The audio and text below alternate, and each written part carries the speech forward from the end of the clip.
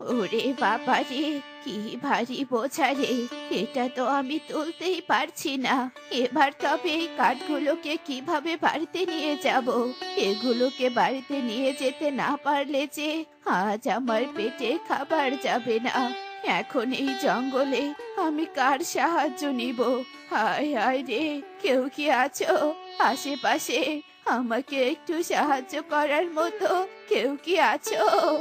এই বলে মিনু আশেপাশে তাকিয়ে সাহায্য চেয়ে চিৎকার করতে থাকে। আর ঠিক তখনই তার সামনে একটা পরী চলে আসে। এ কি বুড়িমা, তুমি এভাবে চিৎকার করছো কেন? কি সাহায্য চাই তোমার? আমাকে বলো, আমি পড়ি, আমি তোমাকে সাহায্য করব। এই কাঠের বোঝাটা অনেক ভারী। এই বোঝাটা আমি তুলতে পারছি না। তুমি কি এই বোঝাটা আমাকে বাড়িতে দিয়ে আসবে? হ্যাঁ হ্যাঁ, অবশ্যই। এই দেখো, আমি এক্ষুনি বোঝাটাকে তোমার বাড়িতে পাঠিয়ে দিচ্ছি। হিটিং ছটফট, কাঠের বোঝাটা বুড়িমার বাড়িতে চলে যা ঝটপট।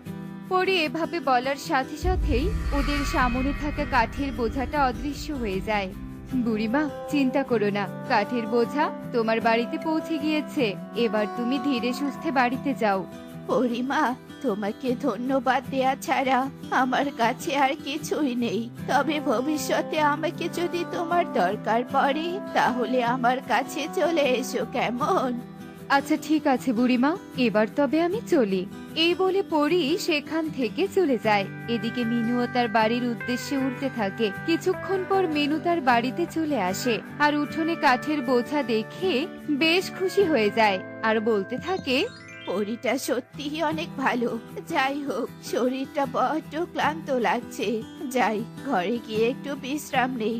তারপর না হয় কাঠগুলো নিয়ে বাজারে বিক্রি করতে যাব।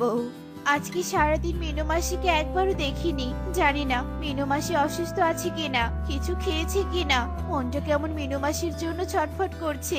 আর দেরি না করে যাই, খাবারটুকু মিনু মাসির জন্য নিয়ে যাই।